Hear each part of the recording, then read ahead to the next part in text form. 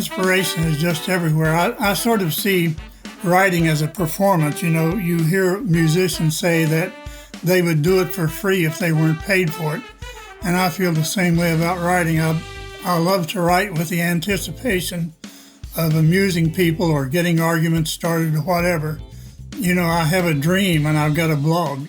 Anything that happens, if you treat it right, can be turned into a piece of prose, and that's what I do. That was Edward Morris, a prolific writer, author, poet, playwright, and renowned country music journalist.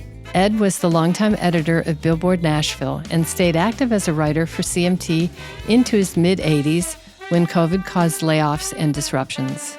This is an interesting interview with a music industry insider who shares insight on his career, his caregiving journey for his wife Norma in her final stages of life, as well as their unconventional love story. We're glad you joined us to hear these inspiring stories from older adults, people who have so much experience and words of wisdom to share, but are sometimes overlooked in society today. I'm Sally Hussey, the CEO of 50 Forward, a Nashville-based nonprofit. Our mission is to support, champion, and enhance the lives of those 50 and older. And I'm Susan Sizemore, your guide through these beautiful conversations with those who are living life to the fullest and who know how to squeeze the day in their second chapter of life. Now, in my second chapter and encore career, I'm following my passion for sharing the stories of older adults with you and with the world. If you like what you hear, please rate and follow Squeeze the Day on your favorite podcast platform. Today's Squeeze the Day is brought to you by the All of Us Research Program from the National Institutes of Health. Learn how you can help change the future of health by participating in the program. Visit www.joinallofus.org to learn more. Let's learn how Edward Morris squeezes the day.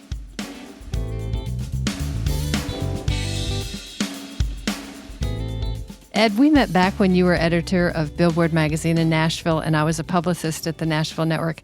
How many years were you at Billboard? I was at Billboard for 14 years between 1981 and 1995, the last 5 as a country music editor. Boy, those were some interesting times. I'm just curious, what do you remember as kind of a significant highlight during those days? Because there was a lot going on in country music then. There were a couple of big things for me.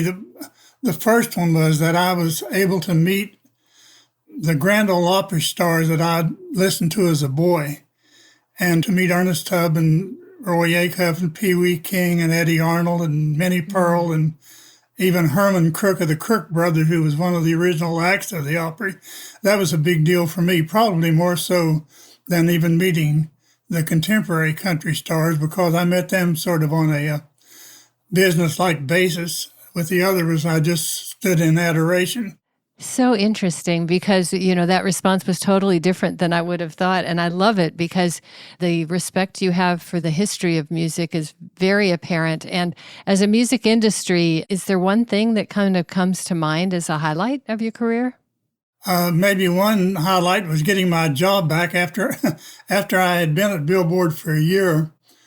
I was laid off because I refused to fly. And so for a year I was in purgatory, and then they hired me back. So I suppose being rehired by Billboard after being fired was one of the high points. That's so interesting. Had no idea. So tell me about refusing to fly. Do you still not like to fly? I've never flown, but I'm just 88, so. You're just 88 and don't want to fly. Refuse to fly. Still think it's an experimental science. Okay. All right. Well, so I bet you haven't jumped out of an airplane then either, right? No. I have enough ways to die without that. So you've got a very dry wit, and you're a prolific writer, storyteller, and playwright. Where do you find your inspiration? Politics and religion, which have never brought out the best in humanity. And I like words. I listen to words, listen to people talk, listen to cliches. But it's the inspiration is just everywhere. I sort of see writing as a performance. You know, you hear musicians say that they would do it for free if they weren't paid for it. And I feel the same way about writing. I love to write with the anticipation of amusing people or getting arguments started or whatever. I have a dream and I've got a blog. Anything that happens, if you treat it right, can be turned into a piece of prose, and that's what I do. That's so fun to hear you say it like that, because in researching, a little bit about your life, it has taken me down a number of different rabbit holes to read some of the things that you've written, and you really are very eloquent and have a real gift. I'd like to talk a little bit about writing for CMT. You wrote for CMT well into your mid-80s. I'd like to know a little bit about that chapter of your life and why it was so important to you. CMT, I was there from 1999 until 2020, and it was the easiest job I've ever had. For some reason, all I had to do was just cover country music, and especially the number one parties. And so in my 20 years with CMT, I don't think I was in their office more than 5 times. I worked from home, and I got to see the internal gears of the music industry, and virtually anything that I wanted to cover, they let me cover. So I was always out at events and parties and award shows and all that. And as I say, you get to appreciate the backstage part of the industry when you have a job like that. Yeah, I can only imagine. I know when you're backstage, you certainly see a different side of the business. Do you go to concerts now or go out and seek any entertainment now that you're not writing for CMT any longer? No, I don't, but I miss the free drinks most of all. Since my wife died and since I've gotten so old, I don't drive at night anymore, so I have very few occasions to go to concerts. I miss them, but I don't. I'm pretty much divorced from the industry now by necessity. Mm-hmm. It's not as easy to get around in town anymore either, as you can attest. Well, in the last years I was working for CMT, I just parked the car and got an Uber to go downtown because it was just too much trouble otherwise. Mm-hmm. It's good to know that you're using Uber. A lot of people into their 70s and 80s are still trying to figure it out. So that piece of technology has worked really well for you, huh? More so than podcasts, I guess. Well, we're getting there. We're going to get you there, too. So COVID changed everything for all of us, including work situation. And I'm curious to know, is that when you really began focusing more on the blog type posts and writing plays? It was a little bit earlier than that. As soon as I got on Facebook, I started writing blogs. But it was when Norma started really losing her memory that I did it almost on a weekly or daily basis. And the play I wrote, The Passion of Ethel Rosenberg, I wrote in 2016, at which time Norma was still fairly functional. So COVID did come in at the time that I was able to spend a lot of time with Norma. And it was also a point of contention. She would at times insist on going out. And I would try to explain to her for the 10th time that, we were quarantined and I couldn't go out. It didn't sit well with her. But at least it gave me more time with her than I would have had otherwise, probably. Yeah, what an interesting thing. Not only from the perspective of someone with Alzheimer's who is dealing with cognitive issues, to even try to explain, for most of us who understood, it still seemed somewhat absurd. Let's just talk a little bit about the ups and downs of life so people can learn from your example.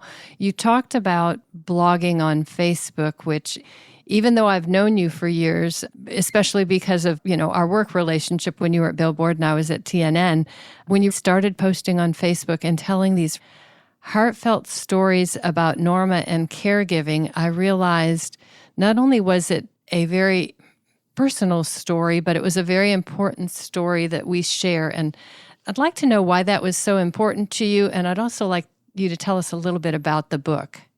I didn't plan it that way, but as it turned out, as I began writing the blogs, I realized it took a great deal of pressure off the tragedy of seeing Norma decline. So when you see that you're not only providing care and love and all that, to see that it has an effect, it has an impact. And that's when I started thinking maybe it could be made into a book. But actually, a lot of my friends on Facebook were suggesting a book before I ever thought about it. To me, I was just sort of venting or letting people have an insight into what it was like to care for somebody with Alzheimer's.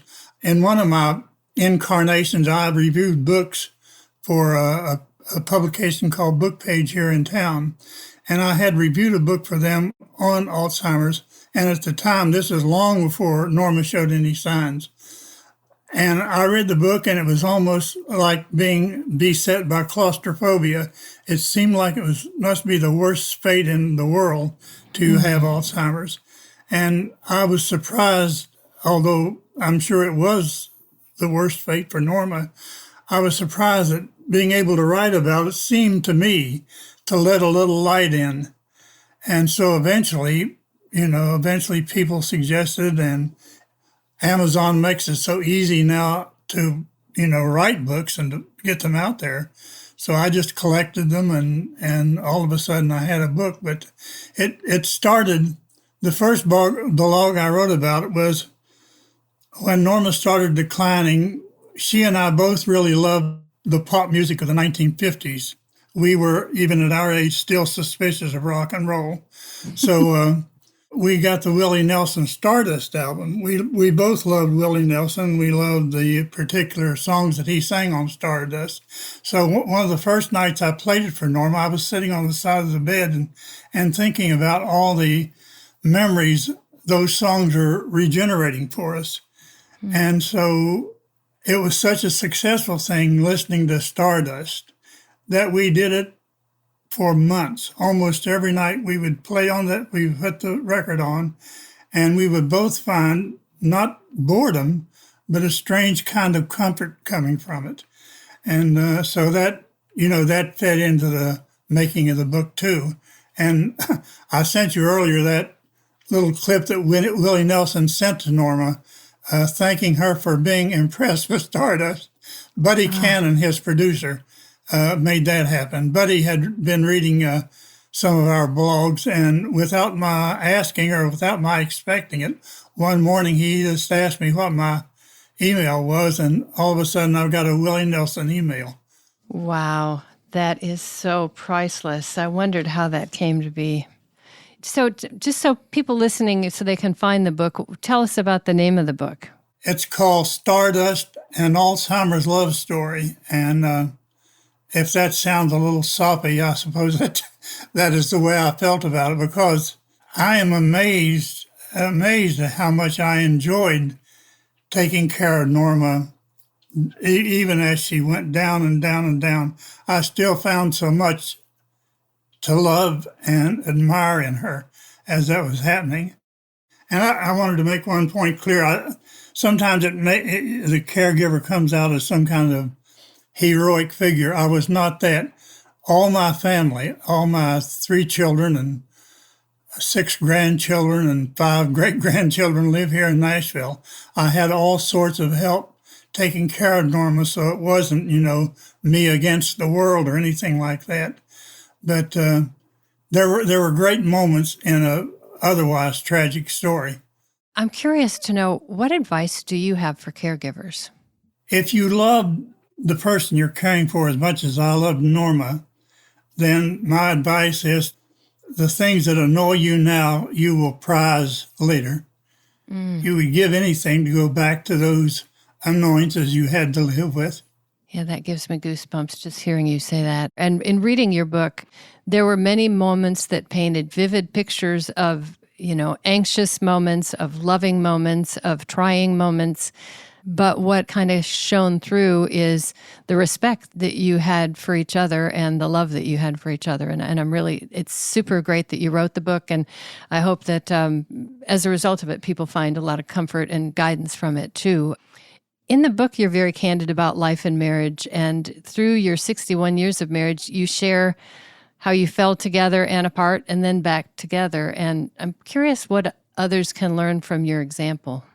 Norma and I lived almost 35 years apart of those 61, and it all happened by accident. I had such a poor record of keeping jobs that when I got the job at Billboard, we were living in Bowling Green, Ohio. I had been doing graduate work there. I had 3 children in school there, and Norma had a very good job as a textbook writer there.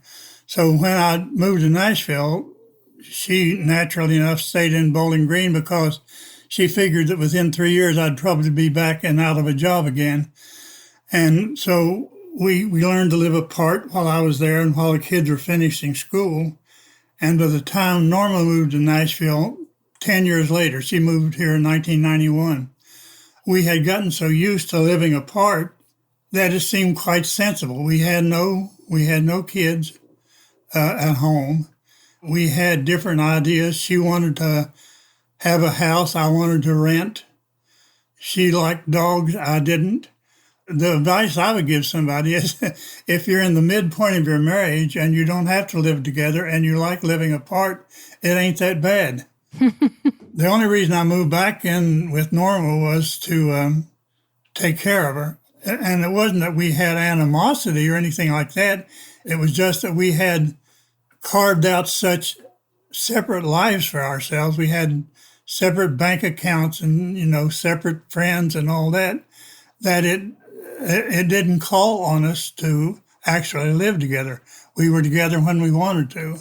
Well, marriage can certainly be trying too, and I think the very fact that you guys stayed so close and the way you cared for her, not only I think is inspiring, but it's admirable, and it just speaks to not only a greater calling, but also that commitment that you made to each other too. If this conversation is motivating you to squeeze the day, learn more about getting involved in your home community, to deliver food, to volunteer, or to just get active. If you'd like to learn more, visit 54ward.org. That's FIFTYFORWARD.org. There's so much to gain by helping others. Now, let's get back to our show.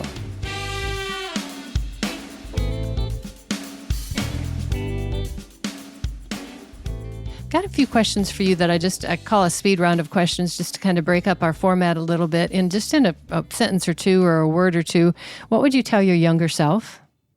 Observe more. I have all my life lived so much in my own head. I joke that my brain is my entertainment center. I like that. I like what I see up there. But I also realize that I miss so much. Right now, I couldn't identify the houses on either side of me if you showed me pictures. I just, I don't pay attention to a lot of things that other people are absorbed with, and I don't take any pride in that.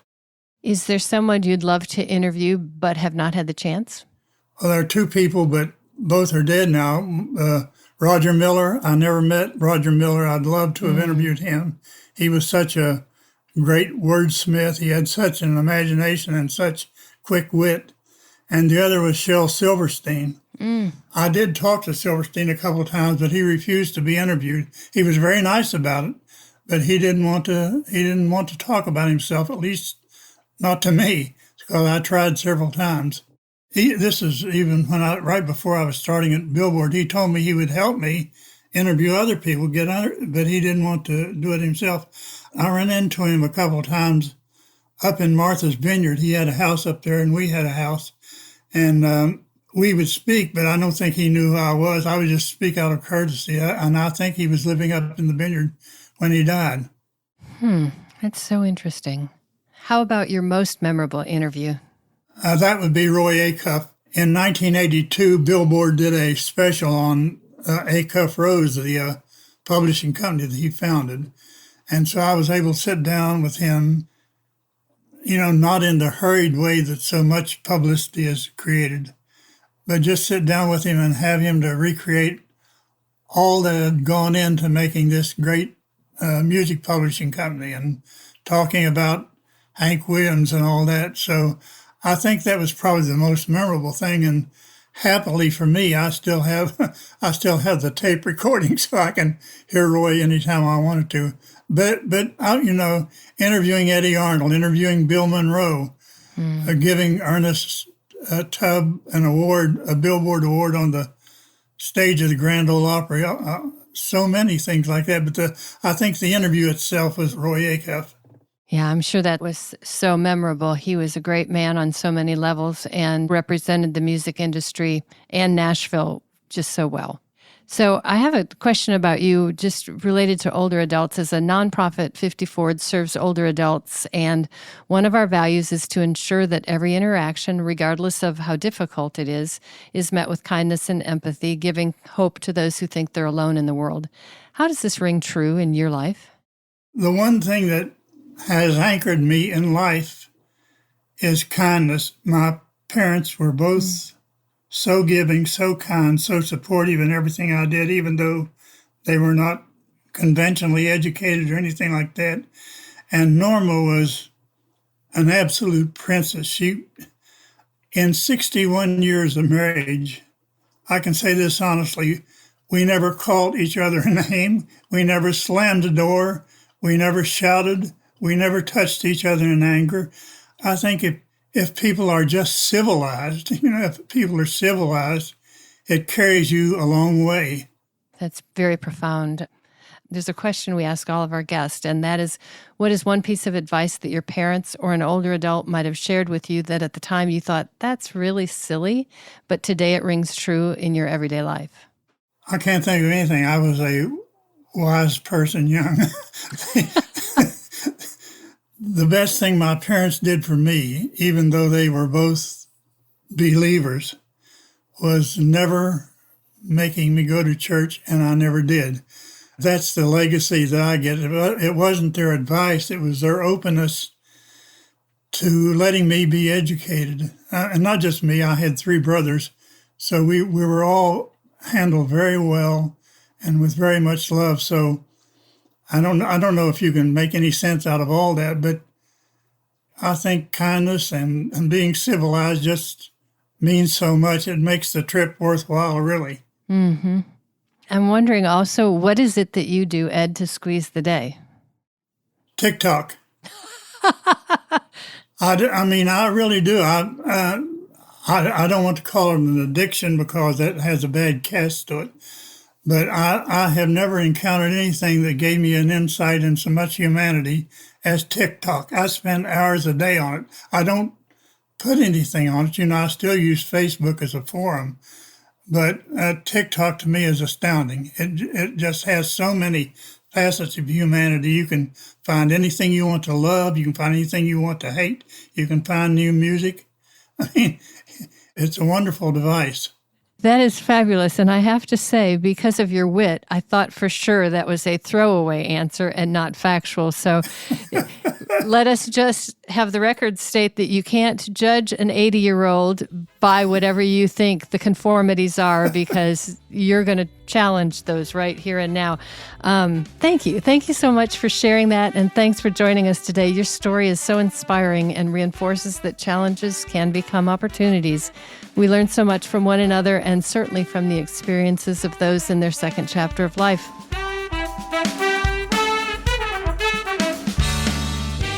Squeeze the Day is made possible through listeners like you. If you enjoy this podcast, please help us continue to share inspiring stories of older adults and visit 50forward.org. That's FIFTYFORWARD.org to make a contribution. Now, as I leave you today, I'm sending you all a big squeeze. Until next time.